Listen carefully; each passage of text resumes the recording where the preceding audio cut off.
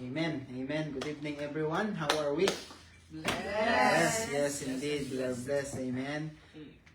In the Word of God says there in Psalms 133, verse 1, ano sabi niya doon? Oh, how good and pleasant it is when brethren dwell together in unity. Amen.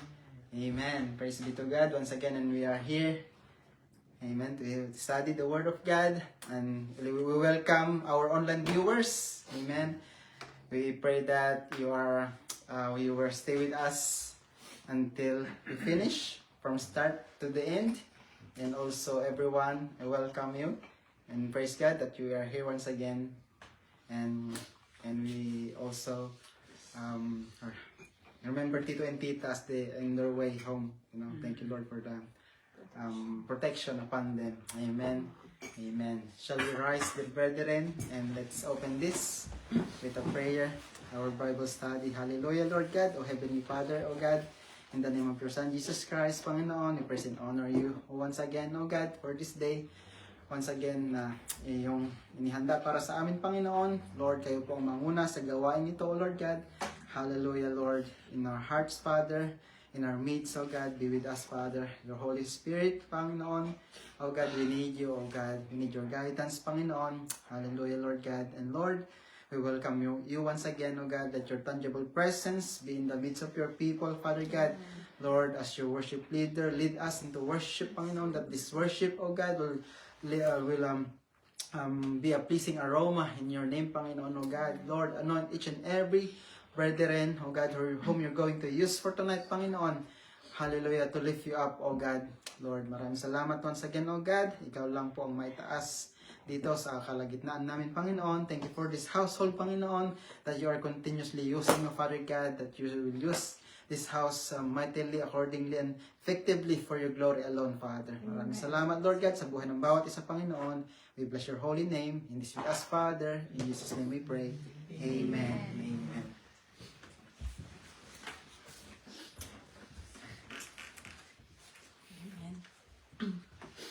Let us worship God this evening. Hallelujah.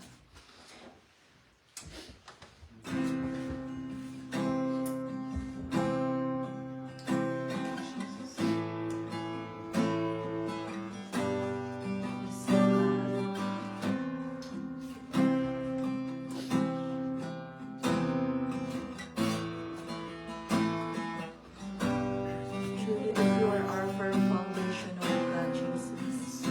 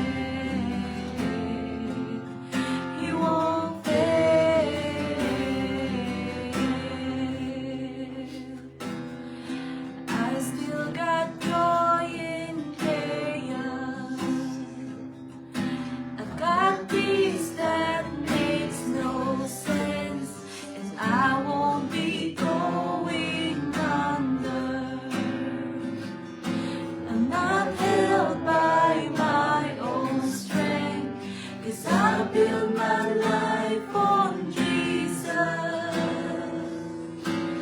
He's never let me down. He's faithful in every season. So why would he fail now? He won't. He won't. He won't fail. He won't fail.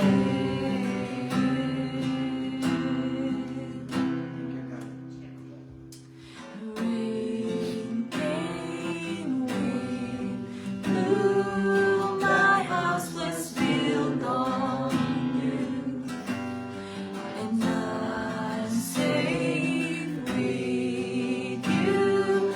I'm gonna make it through. Rain came, wind blew, my house was built on you, and I'm safe with you. I'm gonna make it through. I'm gonna make it through. 'Cause I'm standing strong on you, and I'm gonna make it through.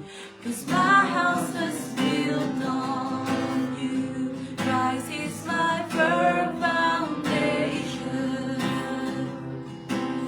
the rock on which I stand when everything around me is shaking.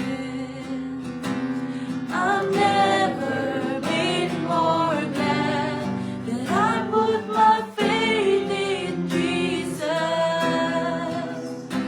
'Cause he's never let me down. He's faithful through generation. So why won't he fail now? He won't. He won't. He won't fail. He won't fail.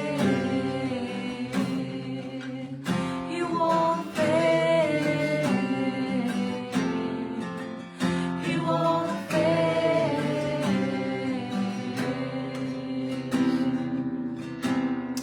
So Father, truly, oh God, that you are our firm foundation, Panginoon.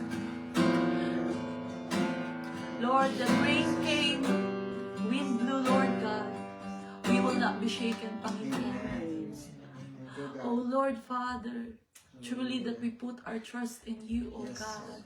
You are our strength, Panginoon. You are our healer, you are our provider, and you are the joy, Panginoon, na tunay na joy, Panginoon, sa aming mga puso. We thank you, Father God, for today, oh God. Let your Holy Spirit, Lord God, lead us today, oh God, Jesus, as we continue, Panginoon, in this Bible study, Panginoon. Let your name be lifted high, Panginoon. Praise your name. We honor your name, oh God, Father. This is our worship, Panginoon, in Jesus' name. Amen. Amen. Amen.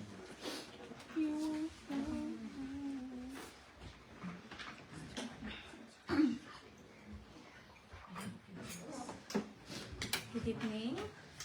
I'm here to give you a short exhortation. And if you could just flash ate in Matthew chapter 7, verse 7 to 8. 7 to 8.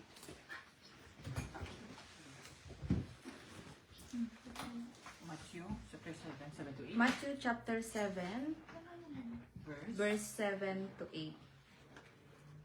Let's wait po. MJ. Technical issue. Matthew. Matthew, ano? Matthew chapter 7, verse 7 to 8. Sorry. okay. Alright. 7, 7 to 8.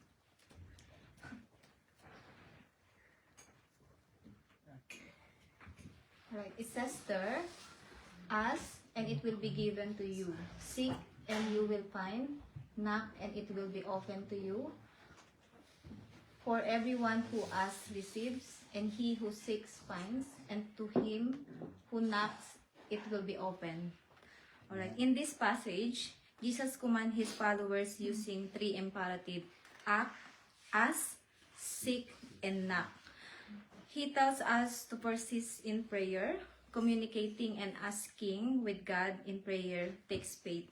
And Jesus has assured us that he will reward it as we develop a deep relationship with him. God already knew our prayers before we uttered it. But he wants us to keep on asking, seeking, and knocking. As he said in Mark 11:24, therefore, I say to you, whatever things you ask when you pray, believe that you receive them and you will have them. I know we have a lot of prayers to God, and sometimes we might think it's impossible to happen because sometimes we look into our situation and to our ability. I know we might think that it's hard to buy a house here in New Zealand if our salad is like this, and sometimes we keep on praying to our family and it likes nothing gonna happen. Why my marriage is still like this, my children, it's hopeless for me to get healed, how can I be promoted? Name it, all your prayers. But I tell you, brethren, with God nothing is impossible, as he said in Luke chapter 1 verse 37. And promotion not comes from man, but from God's alone. Sometimes we doubt, but we cannot please a very heart of God without faith. And this is what faith is all about. You got to believe it before you see it. I'll give you an example. Several individuals in the Bible demonstrate the virtue of waiting, including Abraham and Sarah, who awaited 25 years for their son Isaac. Moses waited 40 years before leading the Israelites out of Egypt. Additionally, David waited about 15 years between his anointing and becoming king. And Jesus himself awaited 30 years before beginning his public ministry. How about us? How many years we pray to God to answer our prayer? It takes 10 years? Yeah, but even we receive it and we haven't received those prayers, don't give up in your efforts to seek God. We may feel tired, sad, hopeless, drained, and broken, but he said in his word in Jeremiah 29:13, and you will seek me and find me when you search for me with all your heart. And also in 1 Peter chapter 5:7, casting all your cares upon him, for he cares for you. Always remember, God is our comforter. Knock to ask him for more knowledge, patience, wisdom, love, and understanding. The more we talk him, the more we'll be able to recognize his voice. And have we noticed, not all our prayers are answered. Why?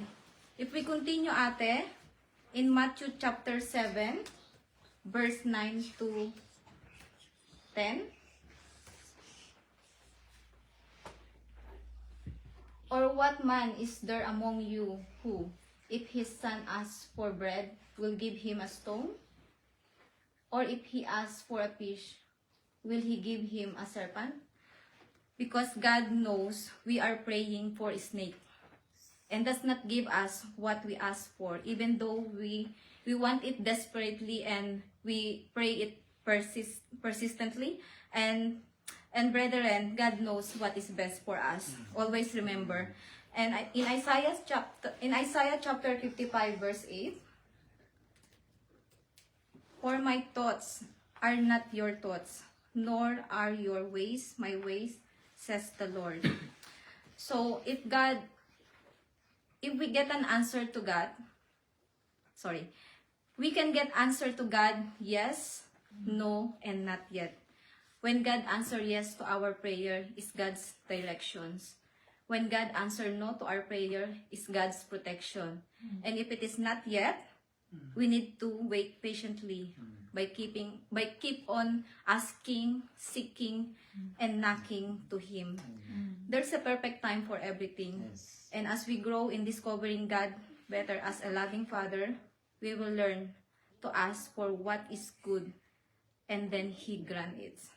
Amen. All glory to Him. Amen. Amen. Praise God for that powerful exhortation, sister. And yeah, that's always the Lord always reminding us in His Word, in that Bible verse, to keep seek Him, knocking and asking. Never get tired, like what the exhortation said. Amen. The Lord never gets tired. Amen. But an encouragement that don't get tired as well for Him. Amen. Praise God. Is there's anyone who would like to testify tonight, dear brothers and sisters? The pulpit is open for your testimony. Amen. Praise God.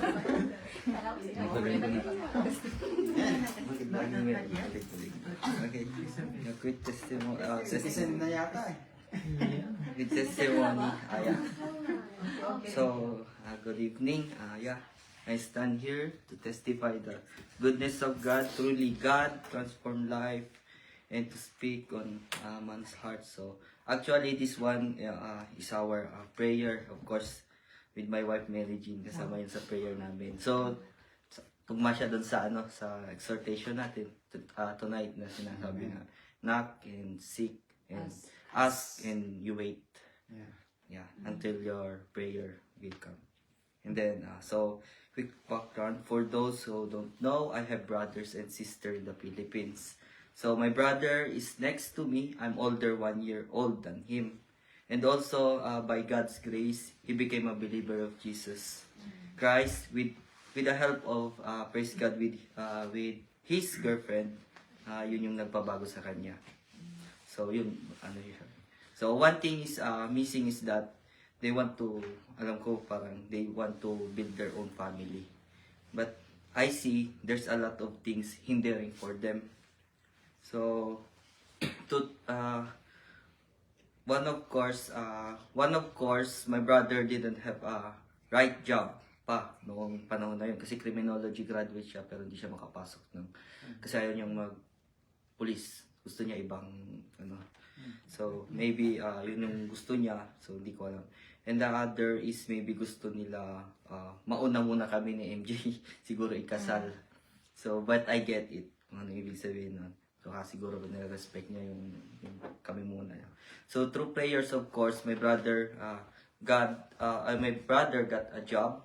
So, at the perfect time, after wedding namin ni Mary Jane, so, nagkaroon siya ng work. So yung niya, pwede na siyang, alam mo yun, mag-asawa siguro. And then, my heart keep telling me to convince him. So, actually, kaming magkakapatid, hindi kami magpa-friends sa Facebook. We don't have communication directly. Through our mother lang naman kami nag-usap o kung nagkikita lang kami. So, yun yung time na nagkaroon ako ng na gusto ko siyang i-reach out. So, syempre, kakausapin ko muna siya. Syempre, naiilang ako, hindi ko siya ka-chat eh. Hindi kami nag-chat kami magkakapatid. Wala din kaming GC. Actually, pag nagkikita lang kami, doon kami nag-uusap. So, kakamustahin ko muna siya and then, syempre, and ask a right way. Sinabi ko agad, kailan ka magpapakasal. So, of course, he has some reason to say na hindi pa. Kasi ganito, kasi ganyan daw, bawal daw. Hindi pwede. But I asked him one thing. Do you believe what they say? And he said no. It was not written.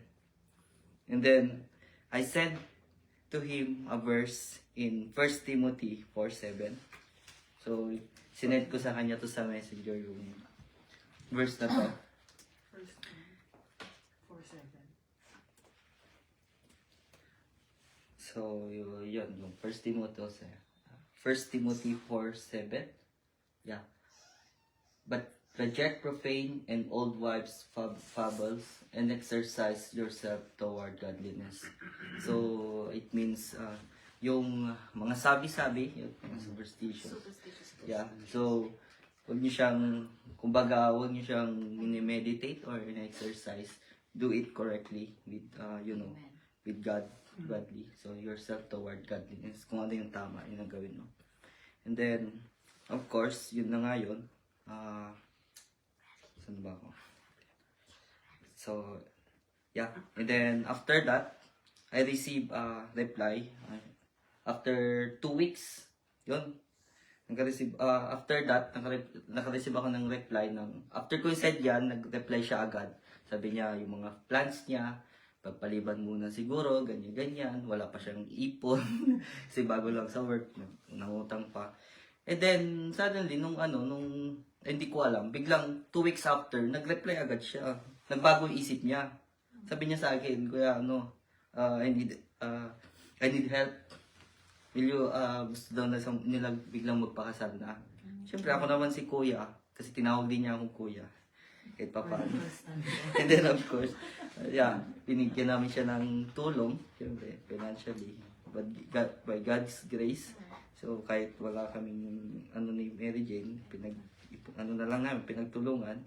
So, praise God.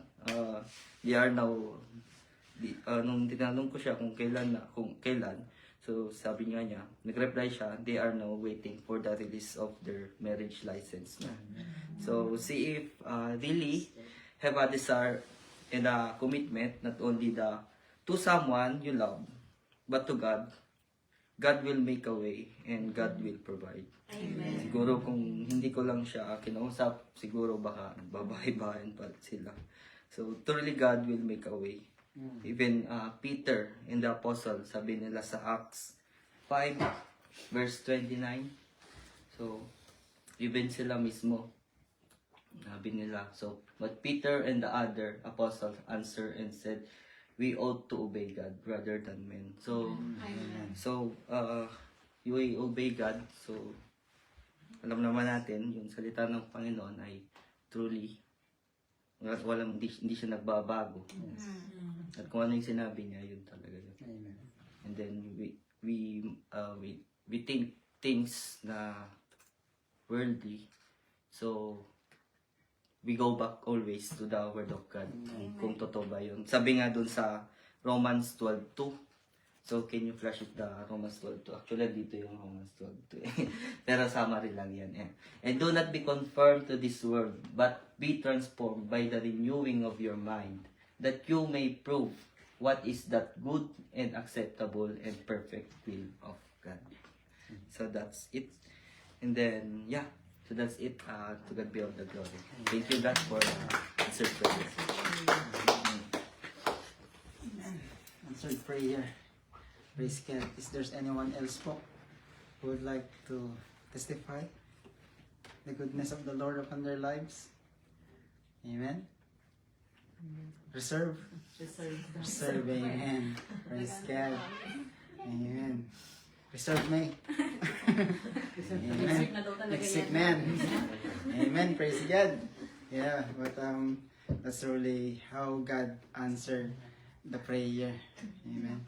Sabi nga niya dun, diba, in James, the prayer of the righteous man availeth much. Amen. And I believe we are all ready to receive the word of God. Amen. So, itutuloy na natin to. By the grace of God. Amen. Praise be to God. Hallelujah. So once again, brethren, like what I've said, I believe in my heart, you're already ready. That's why we will continue our study about the foundation. introduction. Amen. What is our key verse in our study? In the book of Hebrews, chapter 6. Hebrews 6, 1 to 3. Yes. Amen. Yeah. Therefore, leaving the discussion of the elementary principles of Christ, let us go on to perfection, not laying again the foundation of repentance from dead works and of faith toward God. 2. Of the doctrine of baptism, of laying on of hands, of resurrection of the dead, and of eternal judgment. In verse 3, and this we will do if God permits. Amen. So as we have studied last week, dear brethren, we studied about the 4 attributes of the Word of God. Amen. The foundation. Amen. The 4 attributes of the foundation. And what are those? The first one must be based God's Word. And second, must be a good foundation. Must have a good foundation. Number 3, based on God's righteousness. Amen. And number 4, it's eternal. Amen. Amen. Sinabi niya doon, 1 Timothy 6:9, storing up for themselves a good foundation. 1 Timothy chapter 6 verse 19, verse 19, storing up for themselves a good foundation for the time to come, that they may lay hold on eternal life. Amen. So as we go through, dear brothers and sisters, there also the foundation rests on the 2 basic principles. Amen. 2 Timothy chapter 2 verse 19. The foundation rests on 2 basic principles. What says there? Nevertheless, the solid foundation of God stands, having this seal. The Lord knows. Again, we have learned this last week. The Lord knows those who are His, and let everyone who names the name of Christ depart from iniquity. Amen. Amen. Again, it is a command from the Lord Jesus Christ, my dear brothers and sisters, that the believer, the follower of Christ, amen, that should depart from iniquity. Amen. And those 2 principles upon which the foundation stands are those. First one is to redeem men and living redeemed lives. Why redeem men? Kasi nandito yan, binasa natin. Though the Lord knows those who are His. Amen. And the living redeemed lives, let everyone who names the name of Christ depart from iniquity. Amen. It is very important, those principles, the brethren, amen, for upon which the foundation stands for. Amen. And why do we need the foundation? Where does our foundation must be built? Amen. Our foundation must be built upon a rock. Upon a rock which is immovable. Amen. Diba? Pag-aralan natin last week, there are 2 foundation, right? Is there either a weak foundation or a strong foundation? Either we build our house in a sand, or we build our house in a rock. Amen. Amen. The rock, and that rock is the Lord Jesus Christ. Hallelujah. And also the Bible confirms that the Lord Jesus Christ is the rock. Dear brothers and sisters, if we can go in the book of Psalms, chapter 18, verse 2, ate. Just giving you reference that so all of us may able to see it as well. Amen. Psalms 18:2. In the book of Psalms, chapter 18, verse 2.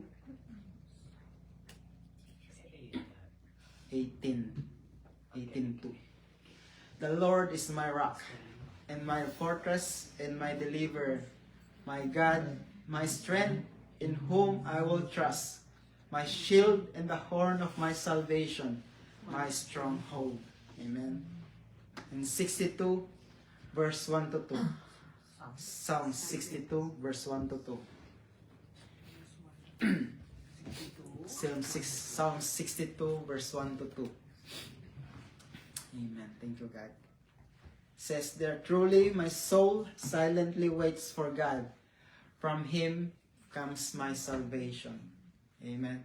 That's why salvation belongs to the Lord, dear brethren. Amen. He has the power to save people. He has the power to save the lost souls. Amen. And in verse 5 to 7, same chapter. Same chapter, 5 to 7. Psalm 62, 5 to 7. My soul waits silently for God alone, for my expectation is from Him. Amen. He only is my rock and my salvation. He is my defense. I shall not be moved. Verse 7. In God is my salvation and my glory. The rock of my strength and my refuge is in God.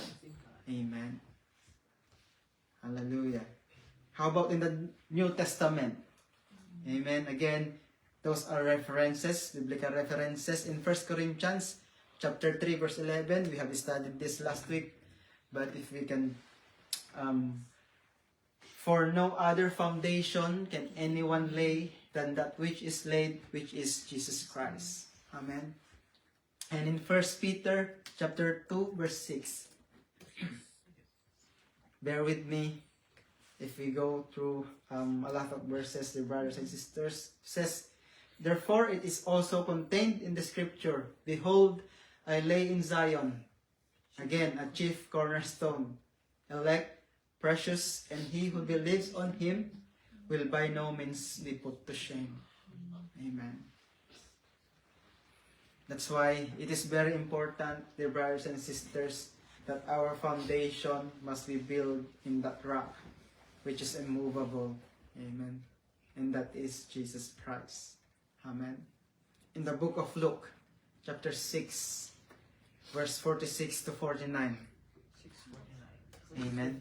Luke 6, 46 to 49. Luke chapter 6, 46 to 49. Thank you, Lord. But before that, let's close our eyes and we pray. Hallelujah, Lord God. Once again, Holy Spirit, be with us, Panginoon. Give us fresh revelation, O God. Anoint us with understanding, Father, O God. Lord, that only your word, Father, will teach us for tonight, Panginoon. Not the word of man, but Lord, it is the power of your word that will instruct our hearts, Panginoon, that will continue to speak, Father God. Hallelujah, as you teach us for tonight, Panginoon. Lord, hide me under the shadow of your wings, Panginoon, O God, as we learn from you, Panginoon. Help us, O God, once again. Lord God, like what you have said in your word, let those who have an ear, let them hear. And for those who have an eyes, let them see, O Father God. Hallelujah. Thank you, Father, for your anointing upon our hearts, O God, that we may learn from you, Father God. Thank you, Lord. We bless your name. In Jesus' name we pray. Amen and amen. That's why, dear brethren, Luke 6, chapter 6, verse 46. Sorry. It says there, but why do you call me Lord, Lord, and not do the things which I say? Amen. Probably this is too harsh for us. Amen.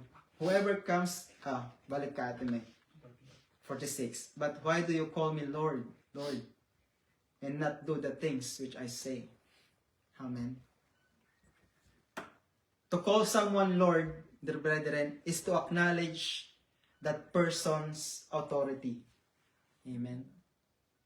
Again, to call someone Lord is to acknowledge that person's authority. Amen. And to call someone Lord, and then, listen to this, and then disregard that person's authority is to live as a liar and hypocrite. Amen. Again, why do you call me Lord, Lord, and do not do the things which I say? Amen. So that's why the Lord Jesus Christ is telling us and explaining here, dear brothers and sisters, that His followers, amen, the true followers of Jesus Christ were like a person who builds a house on a strong foundation, amen, laid upon the underlaying rock. Hallelujah. So listen this, brethren. when the storms of life comes, amen. When the storms of life comes, there are a lot of storms in life, amen. I believe in my heart, each and every one of us are not in the same boat, you know. Hallelujah. But there are storms of life that we may go through, amen. Perhaps the hatred and persecutions the Lord Jesus Christ warned His followers to expect. The life of a Christian is not like a bed of roses, dear brethren.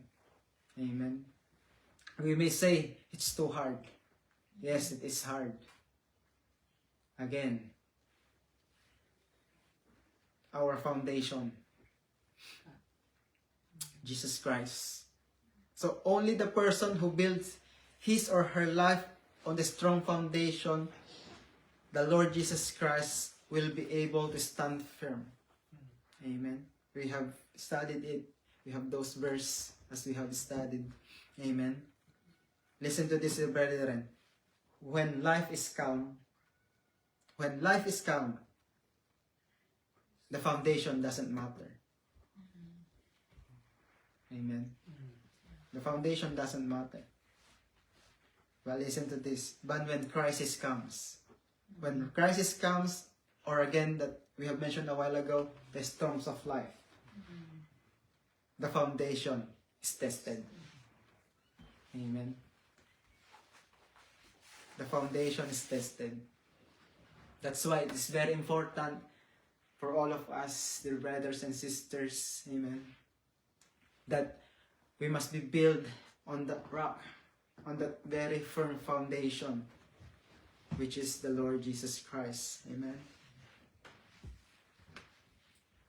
That's why as I pray that we are sure about our foundation, about where we're gonna build our house. Amen. This building. Amen. Because remember, the Word of God says that this building is a dwelling place of the Holy Spirit. Amen. That's why we continue to trust on that rock. And that rock is Jesus Christ. Amen. In Isaiah chapter 44 verse 8. Isaiah 44 verse 8. Says there, do not fear. Again, do not fear nor be afraid. Have I not told you from that time and declared it? You are my witnesses. Is there a God besides me? Indeed, there is no other rock. I know not one. Amen. I know not one. There is no other rock. Hallelujah. Why the Word of God says, do not fear, or nor be afraid. Amen. Have I not told you from that time and declared that you are my witness? But again, do not fear, says the Word of God. When God is in our side, on your side, dear brothers and sisters, you do not need to fear anything. Amen. You do not fear anyone else. Amen. Because like what the encouragement and the testimony, you know, the Lord reminding us, always reminding us that in His Word, dear brothers and sisters, that we will not fear. Amen. Sabi niya nga doon, di ba? He promised that He will not leave you, He will not forsake you. Again, amen. Again, storms of life. If we go back to the storms of life. But there is the promise, dear brothers and sisters. The promise of the Lord Jesus Christ, of God. Amen. You are my witnesses. Amen. The people of Israel had already witnessed great miracles on their behalf. In Isaiah 43, verse 10. Isaiah 43, verse 10. You are my witnesses, yes, says the Lord, and my servant whom I have chosen, that you may know and believe me, and understand that I am He. Before me, there was no God formed, nor shall there be after. Amen. After me, nor there shall be no after me. Amen. And the rock, in Isaiah 44:8. If you can go back, Kuya. The rock means the image of a rock here represents the stability, dear brethren, and protection. Amen. We will learn from it, from in the latter part. As we continue, we will learn, dear brethren, and we will give you an example that what is the difference to build our foundation on the rock and on the sun. Amen. The image of rock represents stability and protection. Amen. We have read it a while ago in Psalm 62. No need dati. It's okay. Amen. That's why the Lord Jesus Christ, dear brother and sister, is the only one, the only sure foundation. Amen. For our spiritual life. Amen. Only the Lord Jesus Christ, who died on that cross for you and me, for all of us here in this room right now. Hallelujah. Is the only sure foundation. If you can go back in 1 Corinthians 3:11. Yeah, 1 Corinthians 3:11. Sabi niya doon, for no other foundation can anyone lay than that which is laid, which is Jesus Christ. Amen. Amen. So only one foundation, dear brother, listen to this. Only one foundation is required for a building.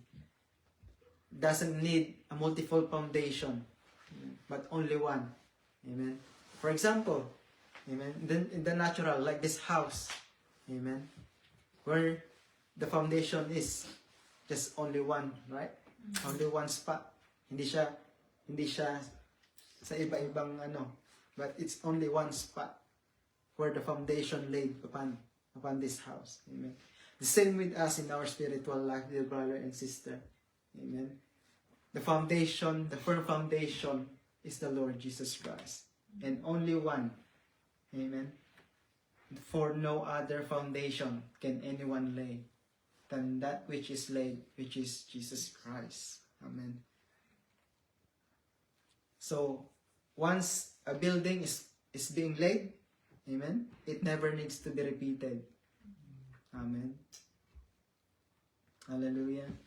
Like the Apostle Paul had laid the foundation of the church of the Corinthians, that foundation was Jesus Christ. Amen.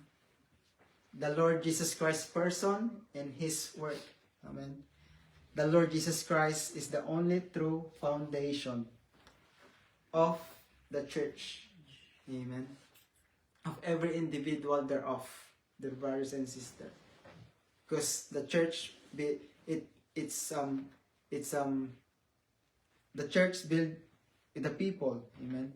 That's why it called the church. But the building itself is the believer. Amen.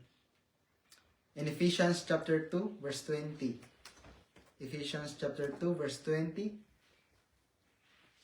Having been built on the foundation of the apostles and prophets, again, Jesus Christ Himself being the chief cornerstone. Amen. The Lord Jesus Christ Himself, dear brother and sister, the only true foundation, as the Old and New Testament, like we have read a while ago, we have given a biblical reference, amen. The statement that will agree in this vital fact, amen, that the only one true foundation is that Jesus Christ. Amen. Thank you, Lord.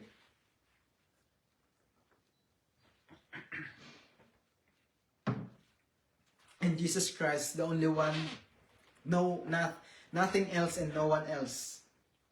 Amen. God, listen to this. God is the one who chose Jesus Christ as the foundation for our spiritual life. Amen. Remember, the Lord Jesus Christ Amen. Died and he rose on the third day.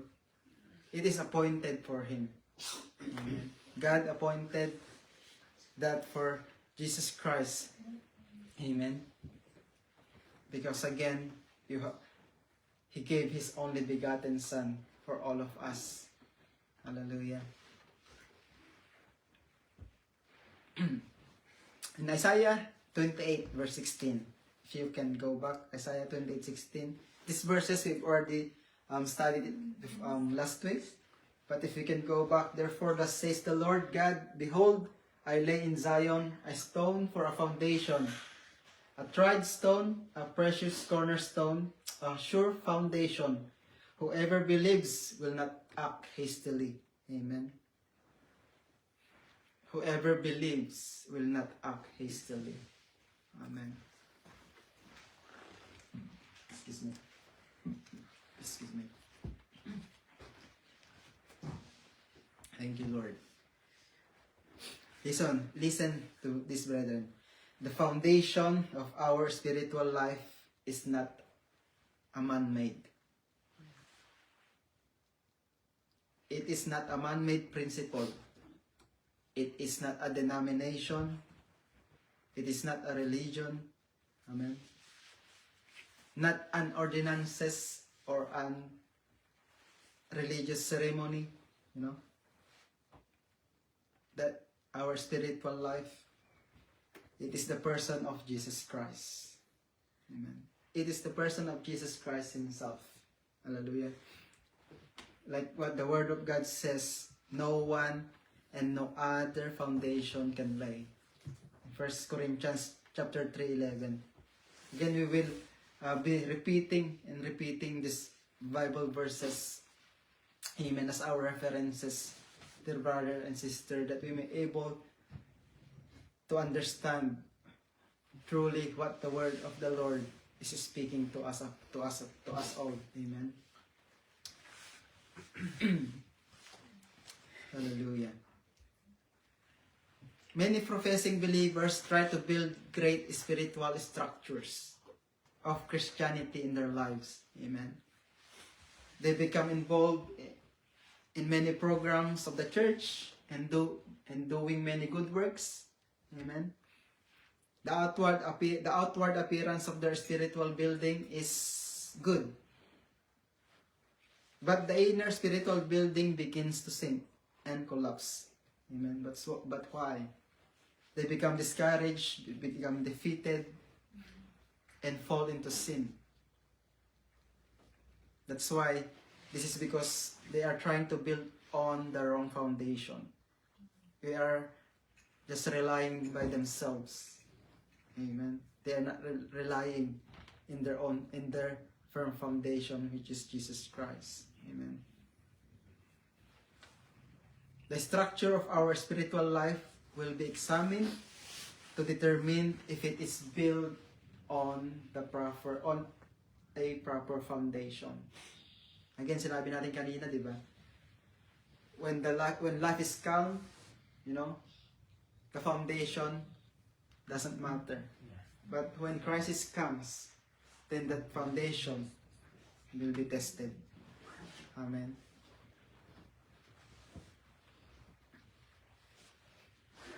The only foundation of a spiritual life that will stand is that which is built on in the person of Jesus Christ. Amen. The rock, the firm foundation. Hallelujah. That's why, dear brethren, there are importance of the foundation. There are importance of a foundation. Foundations have a very great significance, dear brethren. In the Word of God, in the book of Psalms, chapter 11, verse 3. 11:3. So the writer of Psalms understood this when he asked. Amen. Talia, who's the writer of Psalms? Amen? You good? Thank you, Lord. Psalms 11:3 says, Listen to this. If the foundations are destroyed, what can the righteous do? Amen. So, like what our example a while ago, if in the natural world, if the foundation of a building is not properly laid, the whole structure can easily collapse. Amen. Again, ulitin natin. In this natural world, if the foundation of a building, amen, is not properly laid, the whole structure can easily collapse. Amen. The same as true in our spiritual life, in the spiritual world, dear brethren. A wrong foundation will result in spiritual disaster. Amen. Again, a wrong foundation will result in spiritual disaster. Amen. If I can give you a biblical illustration of this in the book of Haggai records and shows the importance of the foundation. Nabanggit natin ito, nandito siya, nandito pala siya. I was looking for it. So this is our example. Well, like what I have mentioned last week. Remember? In the book of Haggai, chapter 1, 6, 7, and 9. Haggai 1, 6, 7, and 9. Chapter 1, verse 6, 7, 9. Sige, ate May. You have sown much and bring little. You eat but do not have enough. You drink but you are not filled with drink. You clothe yourselves but no one is warm. And he who earns wages to put into a bag with holes. Amen. In verse 7, thus says the Lord of hosts, consider your ways. Amen. And in verse 9, you look for much, but indeed it came to little. And when you brought it home, I blew it away. Why? Says the Lord of hosts. Because of my house that is in ruins, while every one of you runs to his own house. Amen. So in this passages, dear brethren, the book of Haggai told this Israel they must rebuild both natural and spiritual. Amen. Rebuilding in the natural world was necessary for Israel because they had delayed building the house of the Lord. That's the whole story in there. If we have time, I encourage you to read the story in that particular chapters in Haggai 1 and chapter 1 and chapter 2. Amen.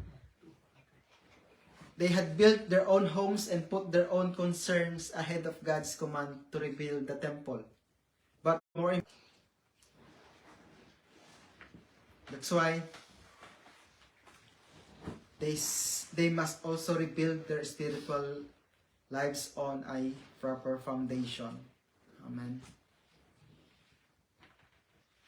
If we go in chapter 2 of the story, we will see there that the Lord, from the day that Israel started to build on the right foundation, God began to bless them.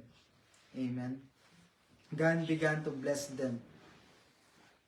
In Haggai 2, 18 and 19. Chapter 2, verse 18 and 19. 18 and 19. Consider now from this day forward, from the 24th day of the 9th month, from the day that the foundation of the Lord's temple was laid, consider it. In verse 19. Is the seed still in the barn? As yet the vine, the fig tree, the pomegranate, and the olive tree have not yielded fruit. But from this day I will bless you. Amen. Amen. That's why the story, the Israel started to build their foundation on that right foundation. Amen. From that day, we start to build the proper spiritual foundation, dear brother and sister. You know what the word of God says, but from this day, I will bless you. Amen. The Lord Himself will bless each and every one of us. Amen. Hallelujah. As we start to build that our foundation, to build our spiritual life in a proper foundation. Amen. That's why that is the doctrine of the Lord Jesus Christ. Amen. His teachings. Doctrines means teaching. Amen. The Lord Jesus Christ emphasized the need for a building on a good spiritual foundation. Amen. He illustrated this truth, and we will study this parable, this example. There are two examples here. Amen. The Bible has recorded this in the book of Luke, chapter 6. Luke 6, 47 to 49. Again, this is our references, but we will see here. Chapter 47, whoever comes to me and hears my saying and does them, I will show you whom he is like.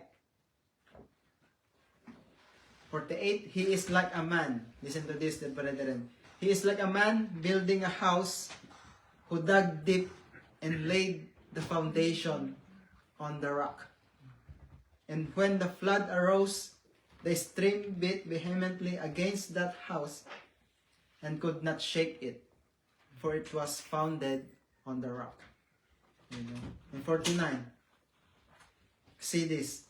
But he who heard and did nothing is like man who built a house on the earth without a foundation. Again, he is like a man who built a house on the earth with faith, and immediately it fell, and the ruin of that house was great. Amen. That's why we have mentioned a while ago. So there are several important principles in these passages, dear brothers and sisters. Number one, the doctrine or the teaching. Amen. The first principle is that building a proper spiritual foundation, amen, is part of the doctrine of the Lord Jesus Christ. Hallelujah. Again, as we go deeper, we will learn this from our key verse in the book of Hebrews chapter 6. Amen. That's why the teaching, this is the first principle.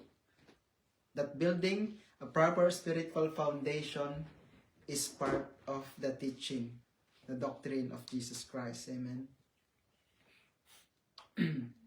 Second, the right foundation. Again, how do we build our foundation? Amen. If you can go back in verse 47. Verse 47. Read this.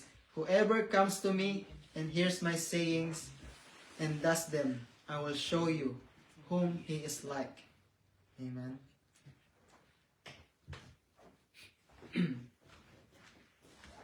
I will show you whom he is like. Amen. So in this passage, dear brethren, amen, a wise man who built his house on the rock. Amen. Because whoever comes to me and hears my sayings and does them, I will show you whom he is like. Amen. Thank you, Lord.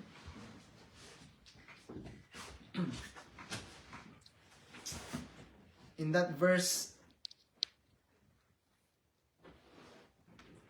we will see whosoever comes to me. Whoever comes to me, 2, and hears my saying, and does them. Amen. Whosoever comes to me and hears my saying and does them, those who does,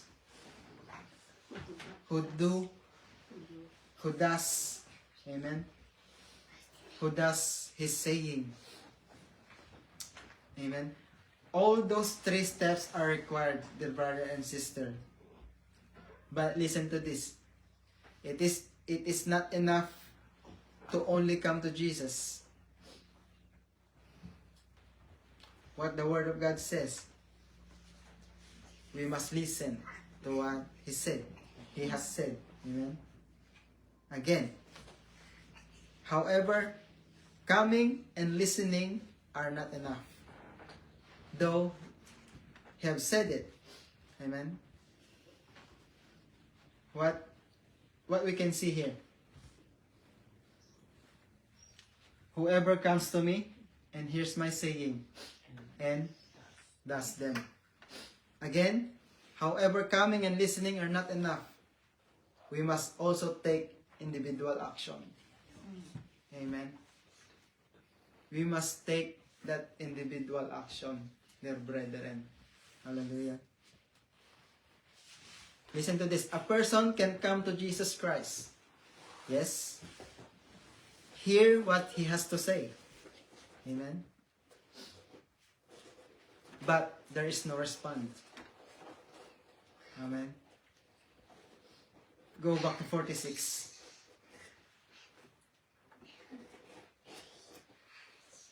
Same chapter ate. Verse 46 lang. Luke 6:46.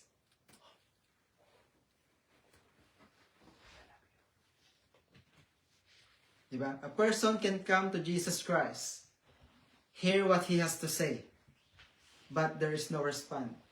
Like what the Bible said. But why do you call me Lord, Lord, and not do the things which I say? Amen.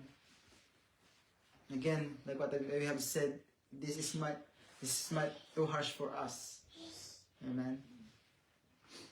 Again, to call someone Lord is to acknowledge that person's authority. To call someone Lord and then disregard that person's instruction. Amen. Is to live as an hypocrite. Amen. Listen to this, brethren. We can know the Word. Amen. We can know the Word of God. We can know the Word and still not act upon it. Amen. There is no action. There is no response. Hallelujah. That's why, dear brother and sister, a good foundation is based on His Word. Amen. Based on God's Word. Like we have learned, the first attribute, amen, of the foundation must be based on God's words. Hallelujah. A man who came to Jesus, hear His word, and then acted on it is called wise. Amen. This man made sure that his or her spiritual foundation of his life is firm. Amen. He dug deep. Like what the word of God said. He dug deep in knowing the truth. He dug deep in knowing her rock. He dug deep in knowing his foundation. Amen. And that firm foundation is Jesus Christ. Hallelujah. So God's Word is the plan that shows how to build our spiritual life, dear brethren. God's Word is the plan that shows how to build our spiritual life. Amen. The Bible must be accepted as the absolute authority and the plan for our spiritual foundation. Amen. Because why? We have learned it when we have studied the Bible. We can still remember when we are on the subject of the Bible. Amen. In 2 Peter chapter 1, verse 21. Amen. 2 Peter chapter 1, verse 21. For prophecy never came by the will of man, but holy men of God spoke as they were moved by the Holy Spirit. Amen. The purpose of God's revelation is given in. Amen. In that verse, dear brethren, as God spoke as they were moved by the Holy Spirit. Amen. The Holy Spirit is the author, amen, of the Word of God. Because the Holy Spirit Himself, amen, is God. Hallelujah. You cannot separate it. You cannot separate Him in the triune God. Amen. We are learning this, the important principle of the passage that we have read a while ago in the book of Luke 6:47 to 49. It's okay, Ate May. Number 3, important principle. The wrong foundation. Amen. If you can go back in the book of Luke 6:47 to 49. Next,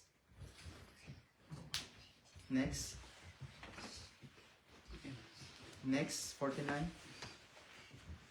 But he who heard and did nothing is like a man who built a house on the earth without foundation. Amen. Against which the stream beat vehemently, and immediately it fell, and the ruin of that house was great. Amen. The wrong foundation. Question here, dear brother and sister, how do we end up building on the wrong foundation? Amen. How do we end up building on a wrong foundation? Amen. Again, a man who built on a wrong foundation heard the word of God, but did not take a personal action on what he heard. There is no personal action. Once again, there is no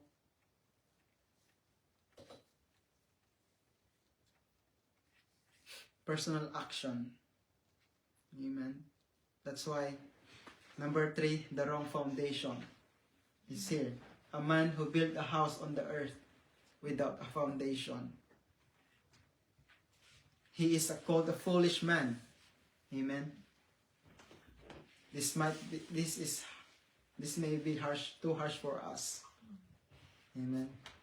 And compared to a man who built in a wrong foundation without this foundation, without this firm foundation. Amen. Without that right foundation. Amen. 6:49, stick on to 8. Okay. We can see here, verse 49. We can see here that his house was built on the sand. Amen. Instead of the rock. If you can go in the book of Matthew, this is the cross-reference of 7:27. Matthew 7:27 says there, and the rain descended, the floods came, and the winds blew, and beat on that house, and it fell, and great was its fall. Amen. If you can go back on from verse 24, we will read until 27. Yes, the same chapter, verse 24 to 27. 7:24. Listen to this, the brethren. Therefore, whoever hears these sayings of mine And thus them I will liken him to a wise man who built his house on the rock. Next. And the rain descended. Again, this is our cross-reference of the book of Luke. And the rain descended, the floods came, and the winds blew and beat on the house, and it did not fall, for it was founded on the rock. Next. But everyone who hears these sayings of mine, and does not, amen, and does not do them, will be alike a foolish man who built his house on the sand. Next. And the rain descended, the floods came, and the winds blew and beat on that house, and it fell, and great was its fall. Amen. Hallelujah. That's why, dear brothers and sisters, as we build on the sand spiritually, if we will going to build in the sand, spiritually speaking, when we base our life, amen. That's why we says here, the wrong foundation. If we build on the sand spiritually, when we base our life, listen to this, on the traditions, you know, in any religious beliefs, like what the testimony, nabanggit niya kanina, superstitious beliefs, amen. What are those? Amen. If we build on the sand, spiritually speaking, when we base our life on those traditions, amen, sa mga pamahiin,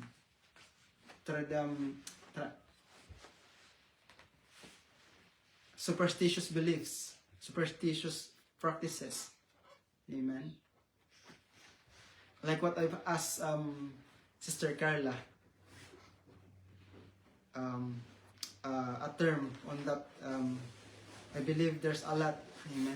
There's a lot of superstitious belief, amen. Because we nakuha natin sa mga ninuno natin, you know. There's a lot, like in a wedding, di ba? Kasi tinanong ko to, I knew there is, but I don't know what is exactly. And sinabi niya kasi tinanong ko si sister, kasi I don't know what's the term eh. That's why I asked her. Because then I asked her, you know, they tell me sukub. What is this sukub? Amen. And I searched for it. The meaning of sukub. There's only one meaning. Amen. It refers to the superstitious belief of men that it's unlucky for two siblings or sometimes those who are close relative to marry in the same year. I keep deep searching and giving the same meaning. Amen. That superstitious belief. That's why again, the brothers and sisters, sabi niya doon, unlucky. Amen. Their brethren, in the believers, there's no such unlucky. There is no such lucky. Amen. But the word of God says His people is blessed. Amen. His people is blessed. Because we have that blessed hope, my dear brother and sister. Amen. That's why, like what in this verse, if we will build our foundation on that sand, you know, naturally, but spiritually speaking, amen. If we base our life, if we base our foundation in the word of men, amen. Again, it was shared from the testimony, amen. Take note of this, dear brethren. For the believers, there is no word of luck or unlucky. However, our confession, amen, the confession of each and every one of us, amen, we are blessed. Hallelujah. A confession of a believer, a confession of a follower of Christ, amen, is blessed. Because why? We have our Maker. Remember this. We have our Maker who made us from His own image and His own likeness, dear brother and sister. Amen. Hallelujah. That's why we just don't rely on any superstitious belief in any religious practices, dear brethren. Amen. But instead, let us remember the Word of God. Let us remember what He is saying and what He is teaching us. Amen. Because if we are just going to put our trust in the saying of men, then again, we are in a wrong foundation. Hallelujah. If we are just going to rely on those superstitious belief, on those practices, amen, traditions, we are in a wrong foundation. That's why it is very important. Binanggit natin kanina, the basic instruction. This is the basic instruction before leaving earth. The Word of God, the Bible. Amen. Remember, the book of Jeremiah, chapter 1, verse 5. Jeremiah 1:5. Before I formed you, you in the womb, I knew you. Before you were born, I sanctified you. I ordained you a prophet to the nations. Amen. And in Jeremiah 29:11, God knows the plans He has for us, dear brothers and sisters. Amen. For I know the thoughts that I think toward you, says the Lord. Thoughts of peace and not of evil, to give you a future and a hope. Amen. This is very clear to all of us, dear brother and sister. Amen. The Lord will give us a future and a hope as we put our trust in Him, as we put our faith in Him, in the Word of God. Amen. Again, we must not build on the sand spiritually, dear brother and sister. Instead, let us build our spiritual foundation, amen, which is immovable, and that is on the rock who is Jesus Christ. Amen. As we build our foundation on the rock, let us allow ourselves, listen to this, let us allow ourselves, dear brethren, amen, to go back and to be reminded from the Word of God. Not being reminded in a word of traditions, amen, not being reminded in a word of superstitious beliefs, but being reminded in the Word of God. Amen. So in the essence that the Bible teaches and encourages us all as a believer, amen, to remove or to reject superstitious practices, religious practices, traditions, that is abomination to the Lord. Amen. That is abomination to the Lord. Hallelujah.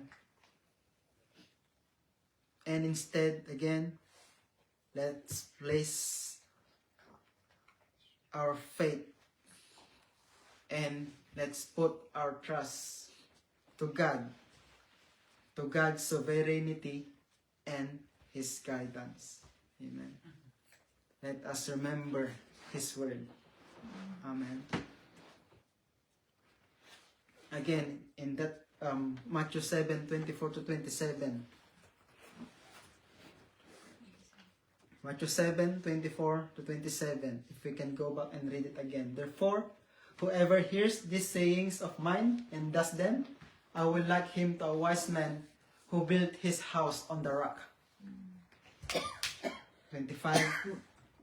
And the rain descended, the floods came, and the winds blew and beat on that house, and it did not fall, for it was founded on the rock. Again, but whoever who hears these sayings of mine and does not do them will be like a foolish man who built his house on the sand. In 27, and the rain descended, the floods came, and the winds blew and beat on that house, and it fell, and great was its fall. Amen. Hallelujah.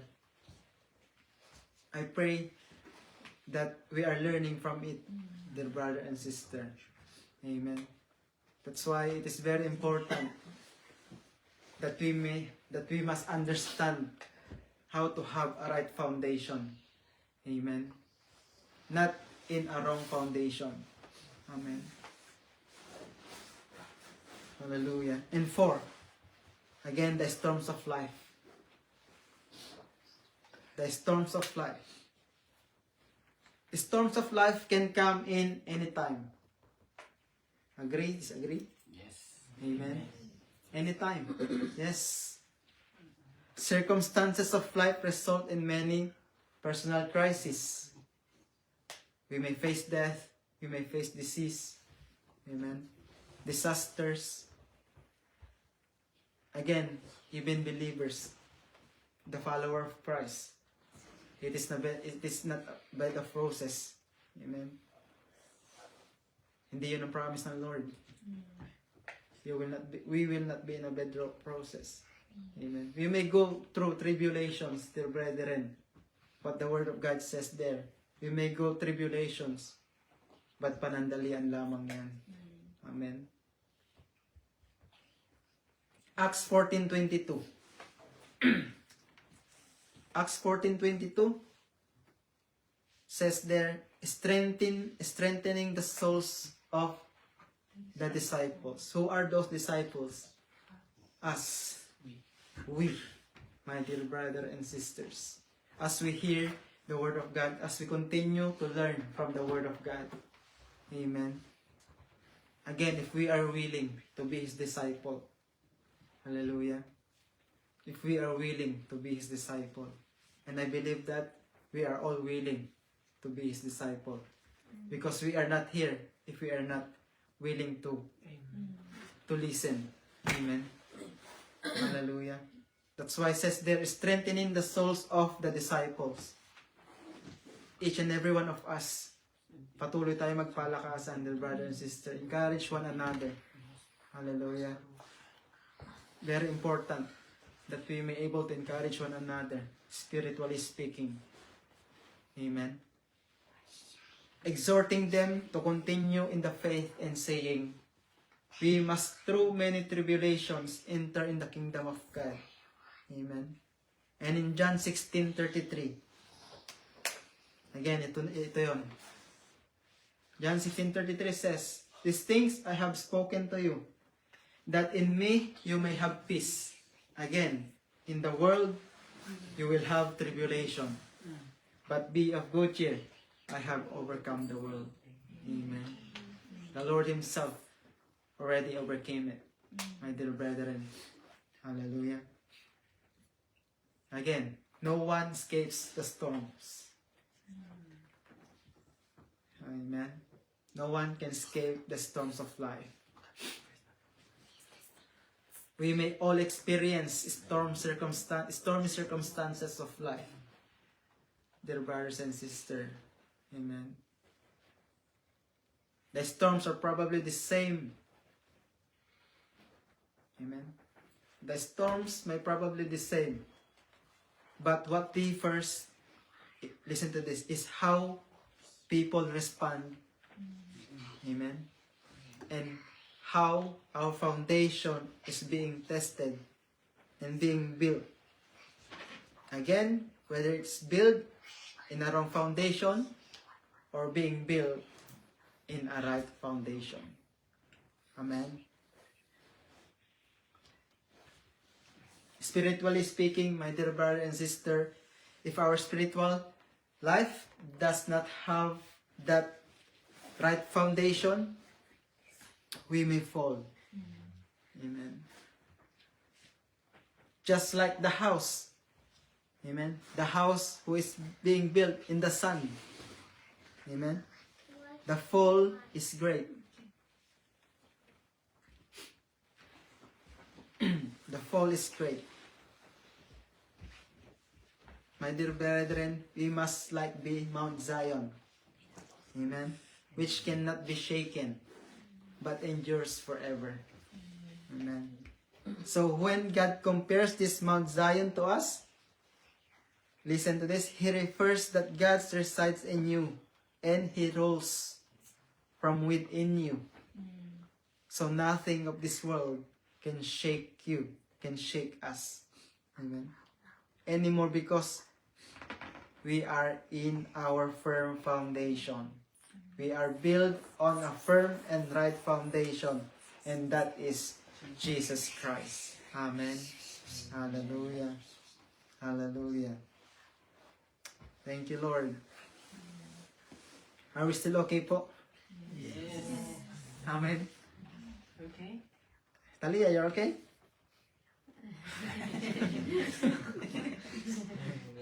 Sige. Praise be to God. I pray that you are learning from it. Amen. Again, number 1. Ano po yung number 1 natin? Doctrine, the teachings. Number 2, this is the important principle in the passages that we have studied in the book of Luke, in reference of the book of Matthew. Amen. Doctrine, the teachings, the right foundation. Third, the wrong foundation. Amen. 4, the storms of life.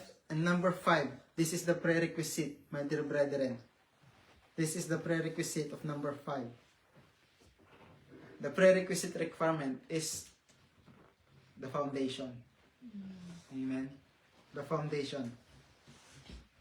Again, listen. A good foundation is prerequisite for constructing a sound building in the natural world. Amen. Like those buildings that we can see, how big they are, how beautiful they are. Amen. But the prerequisite of that construction, amen, is that foundation. On how they lay that building on that foundation. Amen. The prerequisite means that is required before or required as precondition for something to happen. Amen. A proper foundation is required before constructing the building. Amen. Before constructing the building. Very important, the foundation. Amen. The building is that which is built on the foundation in the natural world. Amen. Spiritually speaking, the proper spiritual foundation is a prerequisite for us in our spiritual maturity. Amen. Amen. Praise be to God. But before that, we will continue this next week. Amen. Thank you, Lord. Medyo mahaba tong 5 na to, but we're nearly there. We're about to reach our key verses in the book of Hebrews chapter 6, 1 to 3. But what the Lord is teaching us is that we may able to understand, amen, to have and how to have the right foundation, amen, especially in our spiritual walk for the Lord. Hallelujah. I pray that we have learned from it from tonight, my dear brothers and sisters. Have we learned something, Talia? You have learned something? Yes. Amen. Amen. Praise be to God. Ay, nothing? Nothing? Oh, yeah. Yeah, praise be to God, the Lord is continually reminding us, the Lord is continuously teaching us, even myself, my dear brother and sister. While I'm studying this, I'm continuously learning from it. Amen. As going back on how I met the Lord in my life here in this country of New Zealand, how I have received Him as my personal Lord and Savior. Amen. Again, it is a process for all of us. Amen. It is not like that. It is a process. Hallelujah. As we continue to learn from Him. As we continue to study the Word of God, His Word. Amen. The Bible. Amen. Thank you, Lord. Praise God. Hallelujah. Can you ask to rise up and let us pray? Hallelujah, Lord God. O Heavenly Father, Panginoon, God, in the name of your Son, Jesus Christ, Father, Lord, once again, we want to praise and honor you for what you have taught us for tonight. Once again, reminding us the power of your word, Panginoon, giving us fresh revelation and more revelations to come, Panginoon, as we continue to study and learn from you, O God. Lord, it is you who going to speak to us, O God. It is you who going, Panginoon, to store your word in our hearts, O Father God, in the name of your Son, Jesus Christ, O Father. That's why, Lord God, continue, Panginoon, O God, to build, Panginoon, that faith, O God. Lord, give us that mustard seed faith, O God, that it will continue to grow, O God, especially in our spiritual walk, O God, that we will continue to grow in maturity, Panginoon, O God, as we learn from you, Father. Once again, thank you for this house, Panginoon, to the life of Tito Atong and Tita, Panginoon, Tita Del, and all the siblings, Panginoon, even to Leonard, Panginoon, to May, Lord God. Upon this household, Lord God, we continue to release blessing, Panginoon, O God, and like what you have said in your word, in blessing, you have blessed them, in multiplying, you will multiply them, Panginoon. Hallelujah, Lord God, not only physically, Panginoon, but especially in our spirit, O Father God, in the name of Jesus Christ, O Lord.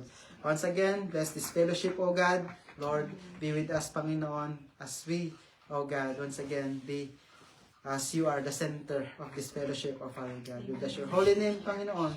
We praise and honor you, God. Be glorified, Father. In this we ask, O God. In Jesus' name we pray. Amen. Amen. Amen. Let's have a seat po. And praise be to God. And yeah, to our online viewers, thank you once again for staying tuned. And we will see you next week. Amen. To God be the glory. Hallelujah. Praise be to God.